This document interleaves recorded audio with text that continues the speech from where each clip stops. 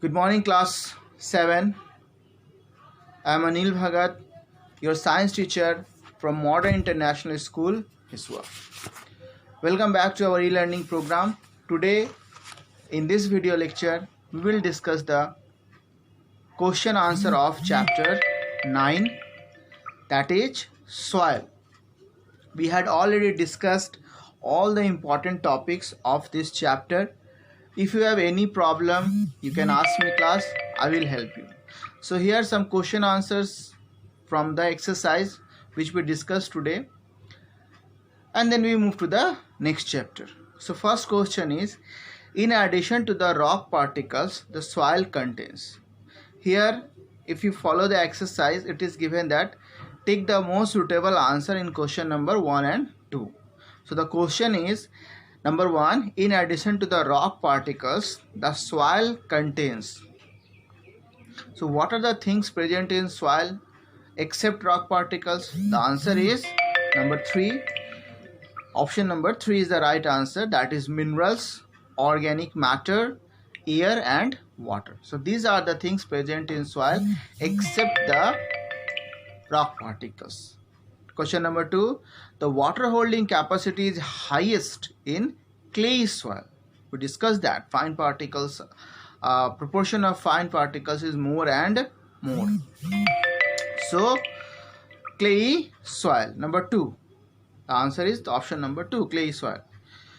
Now comes the match the items in column 1 with those of column 2. So the first number 1 from column 1 is a home of living organism, and the answer is from column 2 is number B, all kinds of soil. Then comes number 2, upper layer of the soil. The answer is number C from column 2, that is dark in color. Then comes the number 3, sandy soil. The answer is A, large particles. Then comes number 4 from column 1, middle layer of the soil. The answer is E, lesser amount of humus. Then comes number 5, that is clay soil. The answer is D, small particles and packed tight. Now comes the question number 4, explain how soil is formed. So the answer is, the soil is formed by the process of weathering, in which the rocks break down by the action of wind, water and climate. It is very slow process and big rocks get converted into soil. So this I discussed already, that because of weathering, big rocks broken down into, first of all there are cracks in the rocks. In those cracks water will submitted or accumulated, and in the winter season it will becomes ice due to low temperature, and then it will make the cracks more deeper, and gradually this because of these cracks the big rocks broken down into a small pieces of rocks.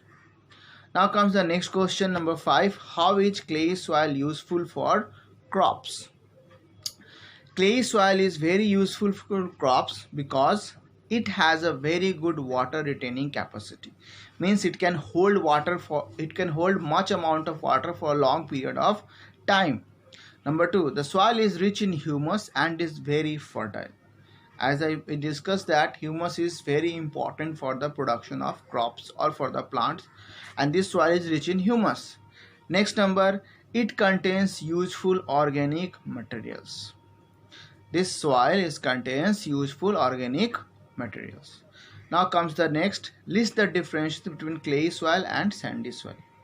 So sandy soil and clay soil difference. The first difference, sandy soil and clay soil. Number 1, in sandy soil proportion of big particles is large. In clay soil proportion of fine particles in large amount. Number 2, sandy soil has largest percolation rate of water. Number 2, in clay soil has least percolation rate of water. Clay soil has least percolation rate of water. Number 3, has poor water holding capacity. Number 3, clay soil has good water holding capacity. So these are the difference between these two soil. Next question, sketch the cross section of soil and label the various layers. So here we have to draw a diagram of the soil profile, that is layer A, layer B, layer C, bedrock. Now comes the question number 8. Rajia conducted an experiment in the field related to the rate of percolation. She observed that it took 40 minutes for 20 ml of water to percolate through the soil sample. Calculate the rate of percolation. So at the time of discussion of percolation, I told you there is a formula to find the percolation rate. So here we are going to use that formula. The formula is rate of percolation equal to amount of water by percolation time. So here in the sums given is amount of percolate water is 200 ml and the time is 40 minutes. So as per the formula, amount of water by amount of time, percolation time. So the amount of water is 200 ml and time is 40 minutes. So 200 divided 40. The answer is 5 ml per minute. This is the percolation rate of water in that soil. Now comes the next question. Explain how soil pollution and soil erosion could be prevented. So here we will discuss some points. Number 1, plantation should be increased. Means as much as possible trees should be planted by us. Next, methods like crop rotation and mixed farming should be followed. Crop rotation means suppose a farmer put rice in the field when it is after harvesting, now put the maize. After harvesting of maize, now put the wheat. So in this way, if they will harvest, that is crop rotation, then what will happen? The soil will enrich. Or mixed farming means maize, potato, pulses together. Put these things together in the soil. So you will find that this mixed cropping is also helpful.